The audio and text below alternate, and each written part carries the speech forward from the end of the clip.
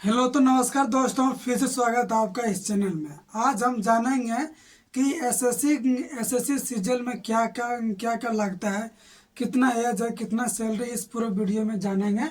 इसमें SSC CGL क्या है सबसे पहले ये जानेंगे, और दूसरा नंबर में क्वालिफिकेशन क्या है, और फिर तीसरा नंबर जानेंगे एज लिमिट क्या है, फिर एग्जाम पैटर्न क्या है, और इसका सिलेबस क्या है, किन किन पदों पर नौकरी मिलती है, इसका सैलरी कितना है, और इसकी तैयारी कैसे कैसे करें ताकि सिलेक्शन हो जाए।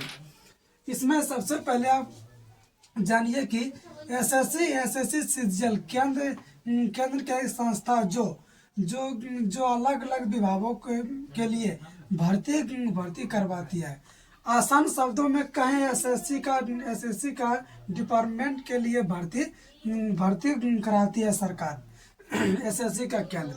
इसमें दूसरा नंबर में ये जानेंगे एसएससी का फुल फॉर्म क्या है, स्टाफ सिलेक्शन कमीशन।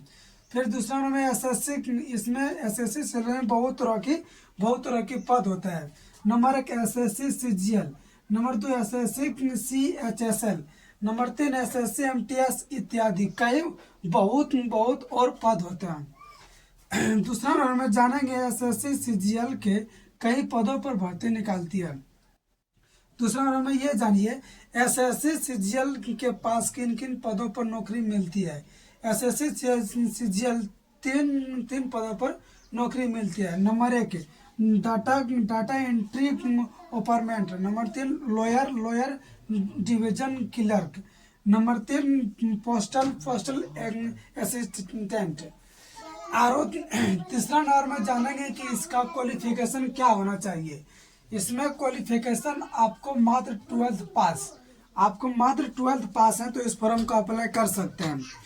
और इसमें 12th पास में आर्ट्स या कॉमर्स या साइंस कोई भी उसे टेंशन नहीं है। आर्ट्स है तो भर सकते हैं, कॉमर्स है तो भी भर सकते हैं, और साइंस है तो पर भी भर सकते हैं।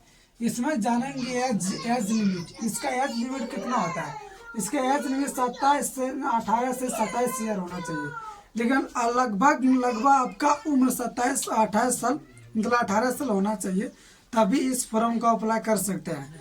मतलब 18 से 27 के बीच आपका उम्र होना चाहिए। इसमें एज में भी छूट दिया गया है। एससी या एसटी के लिए 5 साल छूट दिया गया है, और ओबीसी के लिए 3 साल छूट दिया गया है, और पीडब्ल्यू और के लिए 10 साल छूट दिया गया है। पीडब्ल्यू ओबीसी के लिए 13 साल छूट दिया गया है। पीडब्ल्यू एससी या एसटी के लिए 15 साल छूट दिया गया है। इसका बात करें कि इसका एग्जाम पैटर्न क्या होता है। इसका एग्जाम पैटर्न तीन तरह को होती है, जैसे LDC, DO, political assistants. Tier 1 में अगर बात करें, क्या क्या पूछता है। इसमें आपका पूछेगा जनरल इंटेलिजेंट या रीजनिंग।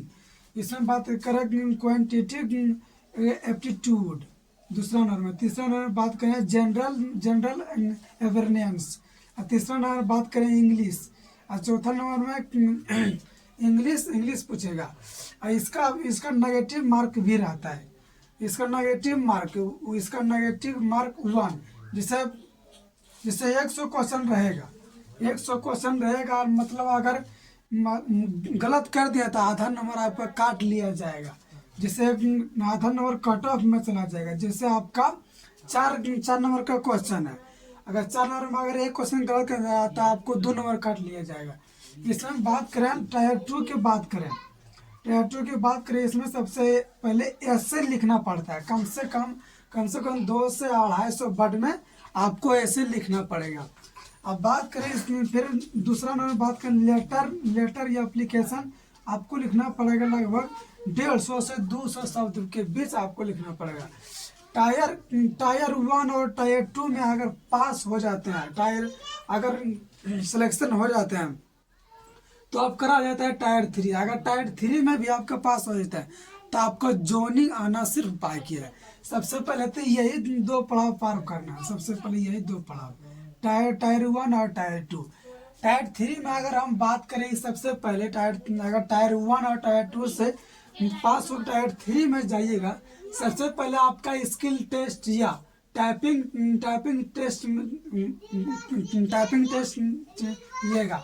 उसके बाद बात करें इसका सिलेबस क्या है। अच्छे से तैयारी हो तो आप इन पदों को नौकरी ले सकते हैं। सिलेबस की बात करें, अगर ढंग से पढ़े हुए मतलब पढ़ते हुए तो तब इसका मतलब इन पदों पर दिला सकती है अच्छे नौकरी है। इसमें हम बात करें सबसे पहले रीजनिंग, सिलेबस में सबसे पहले रीजनिंग, तो उसका जनरल नॉलेज, तो इसका आता है इंग्लिश, तो इसका आता है पॉलिटिकल, तो इसका आता है करंट अफेयर भी आता है। और इसमें और CHLS में इसका मैथ भी आता है, मैथ भी ले लीजिएगा, मैथ भी आता है CHLS में।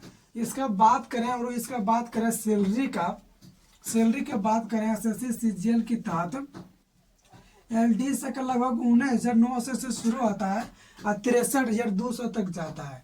इसका बाद पॉलिटिकल असिस्टेंस का 34,500 से शुरू होता है, 63,300 तक इसका सैलरी रहता है अंत तक।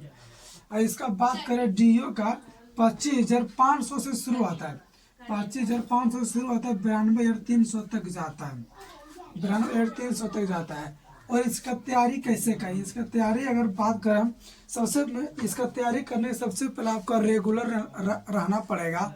और इसका आपको मतलब डेली रूटीन बनाना पड़ेगा। इसमें सबसे रूटीन बनाते हुए सबसे पहले हमें 2 घंटा रीजनिंग पढ़ना पड़ेगा, फिर जनरल नॉलेज को पढ़ना पड़ेगा, और फिर इसके बाद इंग्लिश को पढ़ना पड़ेगा, फिर उसको पॉलिटिकल्स को पढ़ना पड़ेगा, और फिर इसमें करंट अफेयर को भी पढ़ना पड़ेगा, उसके बाद मैथ को भी पढ़ना पड़ेगा। कम से कम इस मतलब इतना विषय को पढ़ना पड़ेगा और 2 घंटा हर विषय को देना है, तभी आप इस एग्जाम को क्वालिफाई कर सकते हैं। ऐसे आप कहीं भी अगर चूक जाते हैं इस पूरे मतलब विषय में, कहीं भी चूक जाता है, टायर 1 टायर 2 कहीं भी मतलब चूक जाते हैं, तो आप इसे क्वालिफाई नहीं कर सकते हैं।